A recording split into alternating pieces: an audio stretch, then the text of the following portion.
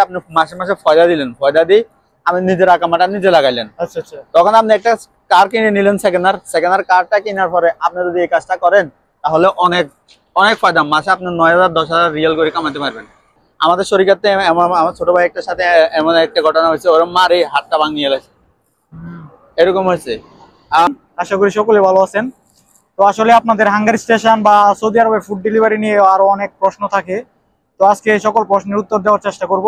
আমার সাথে এক হাঙ্গারের ভাই আছে, তার কাছ থেকে বিস্তারিত আলাপ করব এবং বর্তমানে হাঙ্গারের কি অবস্থা সবকিছু তার কাছ থেকে জানার চেষ্টা করব। তো আশা করি শেষ পর্যন্ত থাকবেন। সালাম আলাইকুম ভাই। সালাম। কি অবস্থা ভাই?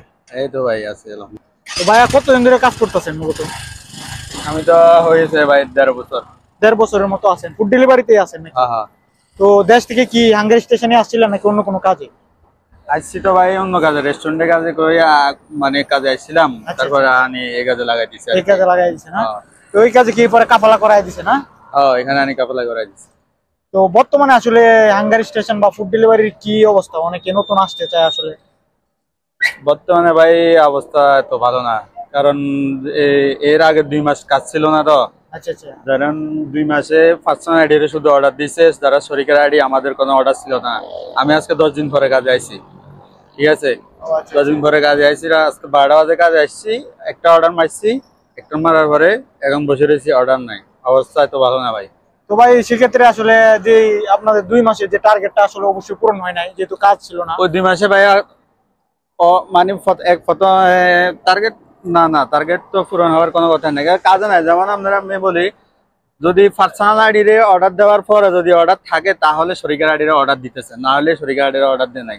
আচ্ছা, সেক্ষেত্রে আসলে কিরকম ইনকাম করতে পারে একজন মানুষ? ইনকাম বলতে এখন ধরেন, এখন কি বর্তমানেটা না, যে 2 মাস কাজ ছিল না ওইটা। আচ্ছা, মানে টার্গেট যদি কেউ পূরণ করতে না পারে সেক্ষেত্রে কিরকম ইনকাম করতে পারবে? টার্গেট পূরণ না করতে পারলে, যেমন টার্গেট একটা শরিকাতে একরকম সিস্টেম, বুঝছেন নি? কোন শরিকাতে 450টা টার্গেট, কোন অনেক শরিকা আছে 420টা টার্গেট, এরকম, বুঝছেন?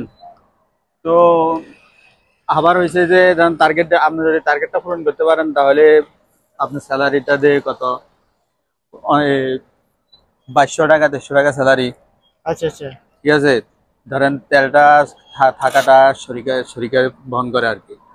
আচ্ছা আচ্ছা, বুঝতে পারছি। তো এমনিতে যারা নতুন আসে দেশ থেকে, অনেকে ফুড ডেলিভারিতে আসতে চায় বা হাঙ্গারি স্টেশনে আসতে চায়, আসলে তাদেরকে কি পরামর্শ থাকবে আপনার আসলে?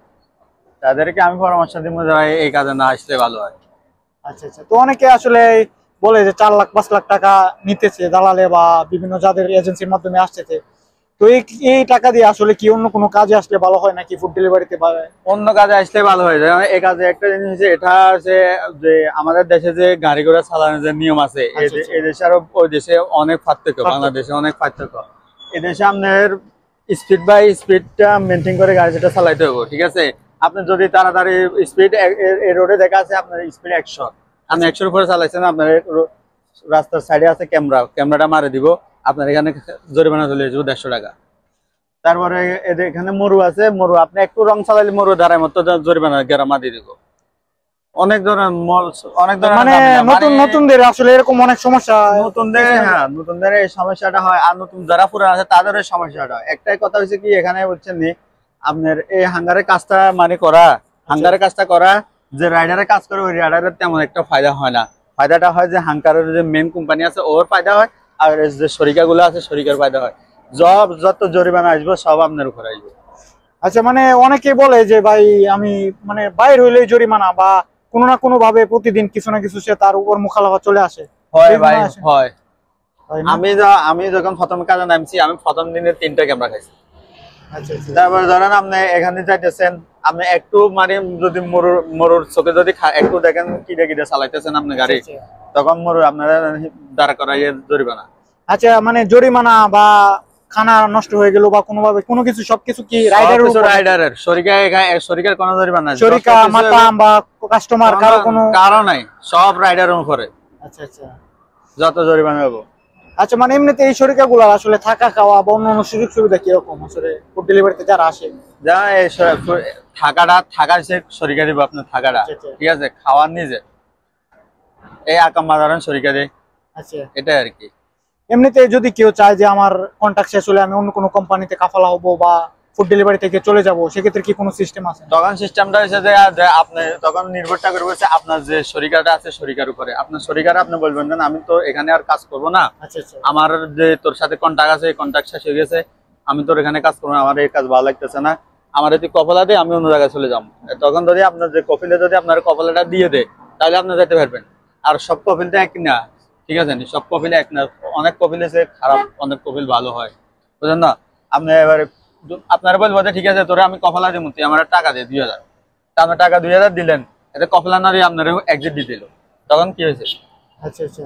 তো এই কোম্পানিগুলোতে আসলে ছুটির যে সিস্টেমটা, মানে টিকিট দেয় বা আপ ডাউন টিকিট দেয়, বেতন দিয়ে দেয়, এগুলা কি ওরা দেয় নাকি দেয় না? দুই বছর পরে অনেকে চায় ছুটিতে যায়। হ্যাঁ 2 বছর পরে তো ছুটি আছে, এটা সব সব শরিকায় এটা নিয়ম, 2 আচ্ছা, বছর আচ্ছা। পর ছুটি আছে। আচ্ছা, মানে কেউ যদি চায় যে আমি বাইকে কাজ করবো না, বাইকে অনেক রিস্ক, তো আমি গাড়ি দিয়ে কাজ করবো, সেক্ষেত্রে কি হ্যাঁ সিস্টেমটা কিরকম গাড়ি নিতে চাই? গাড়ির সিস্টেমটা আছে বলতে ধরেন 100-র মধ্যে ধরেন 80টা শরিকের মধ্যে গাড়িও থাকে বাইকও থাকে। আচ্ছা আচ্ছা তো আপনি যদি গাড়ির ড্রাইভারিং পারেন তাহলে আপনি গাড়ি দিয়ে কাজ করতে পারবেন, আপনি যদি বাইক দিয়ে চালান বাইক দিয়ে কাজ করতে পারবেন, ওটার সমস্যা নাই। আর আপনি যদি আপনার আরেকটা সুবিধা আছে, সবচেয়ে বড় সুবিধা হচ্ছে হাঙ্গারের কাজে। আমি আপনারা বলি হাঙ্গারের কাজ যদি আপনি করতে চান, এই ফুড ডেলিভারি কাজটা সুবিধাটা হয়েছে আপনি নিজের কাজটা যদি নিজে করেন, শরিকা থেকে কাজ না করি, আপনি ধরেন একটা কপিল ধরলেন, একটা কপিল ধরে ওই কপিল ধরে আপনি মাসে মাসে ফয়দা দিলেন, ফয়দা দিয়ে আপনি নিজের আকামাটা নিজে লাগাইলেন। আচ্ছা আচ্ছা তখন আপনি একটা কার কিনে নিলেন, সেকেন্ড কারটা কেনার পরে আপনি যদি এই কাজটা করেন তাহলে অনেক অনেক ফায়দা, মাসে আপনি 9000 10,000 রিয়াল করে কামাতে পারবেন। এটা হচ্ছে আপনার সবচেয়ে ফায়দা বেশি। আর আপনি যদি শরিকার মধ্যে কাজ করেন ভাই ফায়দা নেই ভাই, অনেক ঝামেলা ভাই, সব জরিমানা শুধু আপনার তো অনেকে তো বলে আসলে যে বাইরের আইডি গুলো নাকি চালানো যায় না, সেক্ষেত্রে সে কিভাবে নিবে আসলে বাইরের আইডি? বাইরে আইডি করে চালানো যায় না কপিলের নাম বলতে নিয়ে আবার কি? একটা ধরেন আপনি যে কপিল একটা রাখবেন বা আচ্ছা, সৌদি আচ্ছা। একটা লোক কথা বলবেন, সৌদিরে কইবেন দেন তোরে আমি টাকা 500 রিয়াল দিতেছি 400 রিয়াল দিতেছি, তোর নামে আইডি চালাবো নাকি? তুই আমার একটা আইডি বানাই দে, তুই তখন ও আপনার একটা আইডি বানাই দিবে। এটা সেক্ষেত্রে মোটামুটি ভালো টাকা ইনকাম করতে হ্যাঁ, পারবে। ওই ক্ষেত্রে আপনি নিজে পার্সোনাল ভাবে কাজ করবেন, আলহামদুলিল্লাহ ভালো কামাইতে পারবেন, ঠিক আছে। বুঝতে পারছি। তো ভাই অনেকে আসলে এই যে ফুড ডেলিভারি, আচ্ছা ভাই, ওই যে ফুড ডেলিভারির যেই রুটে বাইক চালাতে গেলে সেটা আসলে কতটা নিরাপদ সৌদি আরবের রাস্তায় বাইক দিয়ে? আসলে অনেক রিস্ক, অনেক risk, আমি না? নিজের চোখের সামনে দেখছি যে মানে অ্যাক্সিডেন্ট হয়ে জায়গা ডেড। অনেকে বলে যে বাইক রাইডটা আসলে নিজের জীবনটা হাতে নিয়ে সৌদি আরবে ফুড ডেলিভারি করতে হয়। হ্যাঁ এটা ভাই সত্যি কথা। আরেকটা কথা হয়েছে যে এখানে যে সৌদিরা আছে না, সৌদিরা আপনারা আজনবীরা মানুষও মনে করে না, ওরা মানে অনেক হারাকাত করে না, অনেক হারাঘাত করবো, পিছনে আসি ফরম দিব, বাড়ি দিয়ে চলে যায়, বাগি চলে যাবো, অনেক হয় ভাই। আরবার হয়েছে যে আপনি অর্ডার নিয়ে ক্যাশ অর্ডার আছে, ক্যাশ অর্ডার নিয়ে আপনি কাস্টমার বাড়ি গেছেন, থানার আগে দিয়ে টাকা দিব না, টাকা হইলে মারে, এরকম আমাদের শরীরতে। আমার ছোট ভাই একটা সাথে এমন একটা ঘটনা হয়েছে, ওরা মারে হাতটা ভাঙিয়ে গেছে, এরকম হয়েছে। আরো অনেক সমস্যা। আপনারে একটা লোকেশন দিবে, লোকেশনে গেছেন তো, তারপরে আপনার বলবো আমি তো এই লোকেশনে আছি, আরেকটা লোকেশন আয়, তো আরেকটা লোকেশনে যাবেন, আপনি বলবেন না ঠিক আছে তোর লোকেশনে আমার 20 টাকা 30 রিয়াল দিতে হবে, তো ঠিক আছে ও বলবো ঠিক আছে তুই আয়, তো ওখানে যাবেন না, ওখানে যাওয়ার পর আপনাদের খানার আগে দিব, টাকা পয়সা মোবাইল সব আগে দিব, এরকম হয়। আচ্ছা, এরকম ঘটনা সেক্ষেত্রে কি কোম্পানি কোনো ব্যবস্থা নেয় নাকি? বা মানে যা আমি তো একটাই বলছি যে যত ক্ষতি সব আপনার। আচ্ছা, তো মানে ইদানিং এখন বর্তমানে কি কতটা তলব আছে হাঙ্গার স্টেশনে? হাঙ্গারে 2 মাস তো কাজ ছিল না, এখন দেখতেছি যে অর্ডার মোটামুটি আসতেছে, মোটামুটি এখন অর্ডার করতেছে আর মানে কতটা টার্গেট আছে আপনাদের, মানে মাস শেষে কতটা পূরণ করতে পারেন হয়? মাস শেষে এখন বর্তমানে আজকে তো 1 তারিখ, আচ্ছা, তো কাজের অনুযায়ী বোঝা যাবে আর কি। আচ্ছা, মানে অনেকে যে বর্তমানে তো অনেক ফুড ডেলিভারি কোম্পানি আছে সৌদি আরবে বা জেদ্দাতে, তো আপনি আসলে এই সবগুলা থেকে কোনটাকে বেশি প্রেফার করবেন? আসলে কোনটা ভালো হয় বর্তমানে, ফুড ডেলিভারিটা নাকি সবগুলাই আসলে মোটামুটি কিরকম?